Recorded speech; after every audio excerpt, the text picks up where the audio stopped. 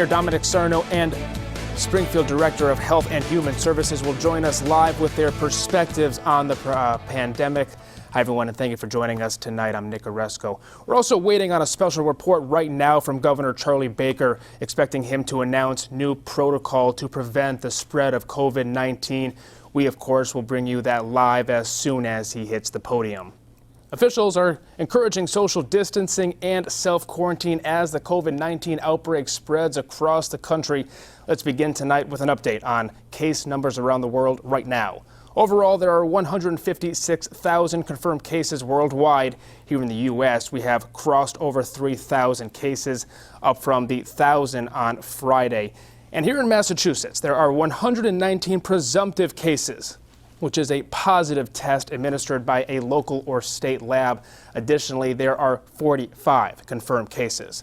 After a presumptive case is verified by the local authorities, it is shipped to the CDC where they are doing their own testing. There are also 2 locally diagnosed cases in the Commonwealth in Amherst and Sandwich. Those are cases diagnosed through symptoms by local doctors but have not been tested with an official test kit. All right, so the COVID-19 outbreak is starting to affect everyday life right here in Western Massachusetts. As case numbers grow, officials are encouraging residents to practice social distancing, staying isolated in your home unless absolutely necessary. Joining us tonight in studio is Springfield Mayor Dominic Sarno and Springfield Commissioner of Health and Human Services Helen Colton Harris. First of all, thank you for being here tonight. We greatly appreciate it. Helen, we want to start with you tonight, though, on these social distancing protocols and precautions. What do residents need to know, not only right here in the city of Springfield, but of course all across Western Massachusetts? Well, first of all, thank you very much for inviting us in to have this conversation. It is a very important conversation that we have with the residents of Western Massachusetts. Social distancing really is putting distance between you and individuals that you come in contact with. The CDC and the World Health Organization, as well as state DPH, says that that's from 3 to 6 feet. The number that you're hearing is 6 feet at this point.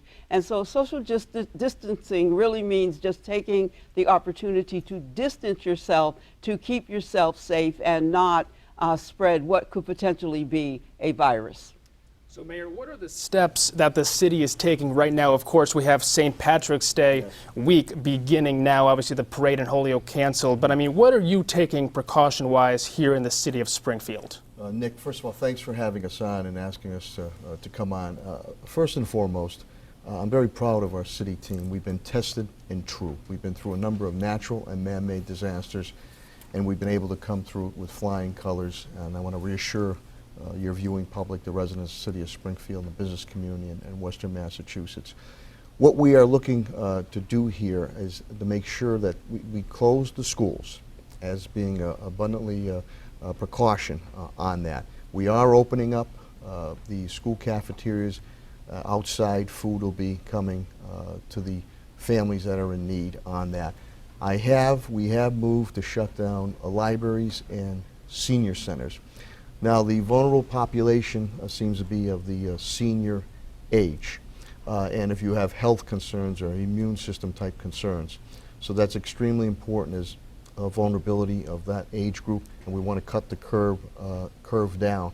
The other thing that is extremely important, though they might sound common sense and simple, this is coming from the experts about washing your hands, keeping your distance. If you don't feel well, stay home. We want to make sure that we don't face the same situations of my homeland, Italy and China. And these precautions that we're taking is to cut that number down. We've been in contact with Dr. Kerouac at Bay State Medical Center constantly. We want to make sure our hospital systems do not become overwhelmed. We're working very closely with them, and tomorrow at 10:15 we'll have another briefing. But the biggest thing is any leader, he or she, has to get out there to the public is that what has occurred, what hasn't occurred, what we're proactively doing about it, and we're going to get through this together and for the better if we follow all these precautionary measures that we need to do. You are hosting a couple of meetings, several meetings this week with department heads. What is going to be discussed as we move forward, not only today, tomorrow, but in the next coming weeks? I met with my cabinet heads, department heads, deputies, and lieutenants early Friday morning to list all the internal issues that we're putting across, internal procedures that we're going to be doing. Commissioner Helen Carlton Harris has done yeoman work, well respected locally throughout the state and the nation. She's my point person. This is changing hourly. And I hope and I pray to God down the road, the next 2 weeks are very pivotal, that they'll say, hey, Mayor Sarno or Dominic, you were wrong. If we were wrong, that means we did our job and we made sure that we stemmed any tide. The containment is key here. So they know that their marching orders. We are still in city government, but we still need to provide services, but we have to make sure, I want to make sure my employees are protected from police to fire, all the way down to a rank and file. Could I add a little bit with social isolation? I think social distancing. Social isolation is also something we're concerned about for our elderly population. And we want to make sure that individuals are taking the opportunity to look out for elderly neighbors. And so social distancing is extremely important, but it's also important that we do look out for individuals who could be socially isolated during these times. Make sure that we are on the telephone calling individuals and also taking care of our children and their concerns. And Helen, we're actually going to stick with you. What kinds of guidance are local health officials receiving from the State Department of Health and the CDC as well to really help you guys and, of course, the community in general? The State Department of Public Health does webinars as well as we have telephone calls. So we are kept up to date in terms of just what the data is saying. There is also the MAVEN reporting system. In the Commonwealth, we have a system that does report infectious diseases. And each city and town, and you know there are 351 cities and towns in the Commonwealth, which each one has a health department and is part of the MAVEN system. So we are updated around the infections in our community, and we are also updated in terms of the data on a weekly, often daily basis. Now, of course, this pandemic has caused the temporary closing for at least 2 weeks right now of MGM Springfield. Yes. Mayor, first of all, what would you say to that? And people who like to dine out and go out here in the city, are you prepared to take a financial hit? You have to be prudent. Again, we said the circumstances where you should think twice. I've also declared a state of emergency. Why I did that technically, and as was a smart move with Governor Baker also doing that avails me to any and all resources from the federal and state level for any type of recovery and relief that is needed, whether to our residents and or to our business community. And we'll be working with the federal level through Congressman Neal, on the state level with Governor Baker and our legislature to make sure that we're able to go after any and all resources for those businesses that are affected. MGM, we've been in contact with MGM, and I've asked them with their food source that they have, that they'll be giving food sources to the open pantry, that stuff that has to go pretty quickly. The Friends of the Homeless, Bill Miller, the open pantries, Terry Maxey, and the Food Bank of Western Massachusetts, Andrew Morehouse, while that is close. It's a difficult decision, but it's the right decision, because again, the governor has given the edict of 250 or less or more. You cannot gather together on it. I know it's difficult right now, but by making these moves, we do not want to face what has occurred in my beloved Italy or in China. And these next 2 weeks, Dr. Fauci is renowned, respected on both sides of the aisle. A lot of testing is occurring now. So you could possibly see that number jump. Now, as of this morning, Commissioner Helen Carlton Harris has informed me we do not have, as of this morning, an active case here in Springfield. And I'm hopeful we can keep it that way. But we have to plan for the worst so we can be better off in the very near future. And going off of that and what you said, Mayor, we do expect these case numbers to rise as we go by the days. And obviously, people are going to be maybe having some symptoms, and if they do have symptoms, what should people know? Where should they go? How should they get tested? What should people know and do, even if they think they may have some symptoms? If individuals are sick and having symptoms, first of all, they should stay home. Yes. We are asking individuals to stay home and get in touch with their primary care physician and explain the symptoms that they have. We do not want individuals to rush to emergency rooms. One of the challenges we want to avoid is having our healthcare systems strained with individuals who could be treated by their primary care physician or at home. So if you're sick, stay home, call your primary care physician, explain your symptoms. You will be guided from there. Schools are closing. Mayor, as you mentioned, MGM Yes. Springfield temporarily closed. Let's talk about the senior centers now. Yes. Some are temporarily closing as well. For those services, what should seniors know and do in the meantime as these facilities close as well? Well, I think, as Commissioner Helen Carlton Harris indicated, it's important that we make sure that we check on our family members, friends, and seniors and neighbors of that age, and make sure that any assistance that they might need. Why we're doing this, again, because that seems to be the vulnerable age, especially if you have health concerns. But that's the age, and also if you have some severe health concerns or your system is low as far as handling these type of situations, you should be cognizant of that, and you should really stay out of big crowds or stay home if you can.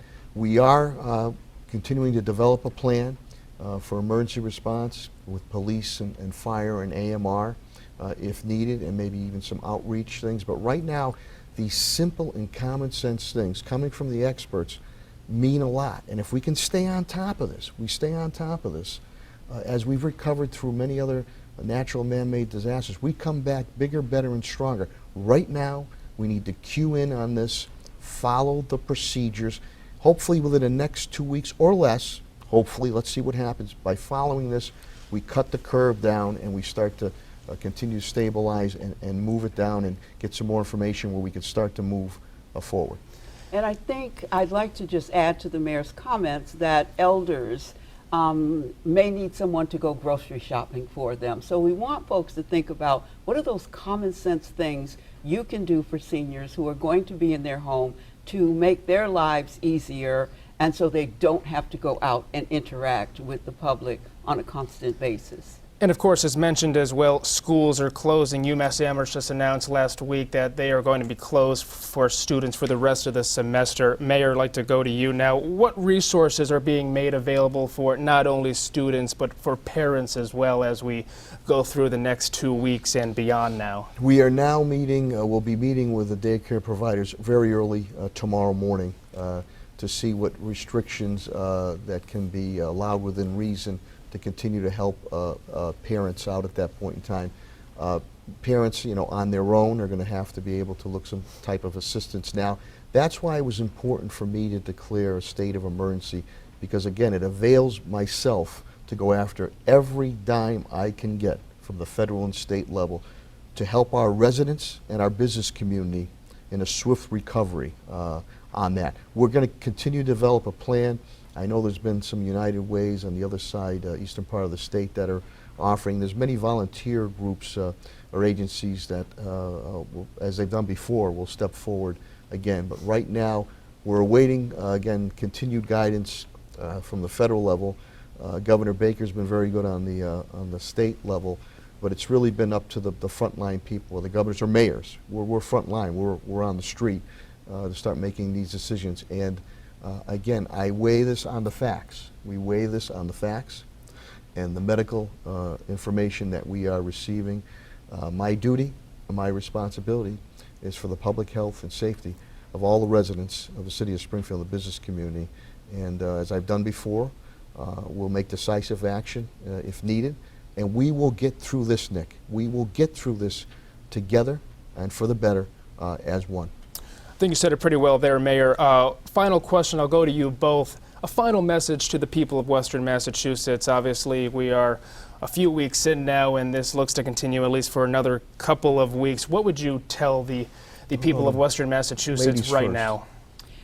First of all, I would say that we understand that individuals are nervous and have fear. There is so much that is unknown with this virus. So we want to exercise our compassion and patience, and we understand individuals are concerned.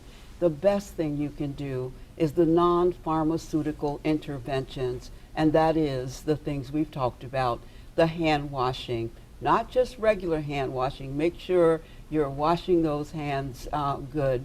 Social distancing we've talked about. We've also talked about staying home if you're sick, covering your mouth when you sneeze.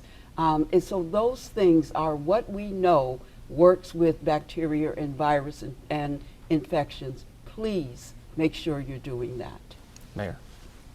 We're trying to be prudent here. We're taking this very seriously, but we're also trying to tamp down hysteria also.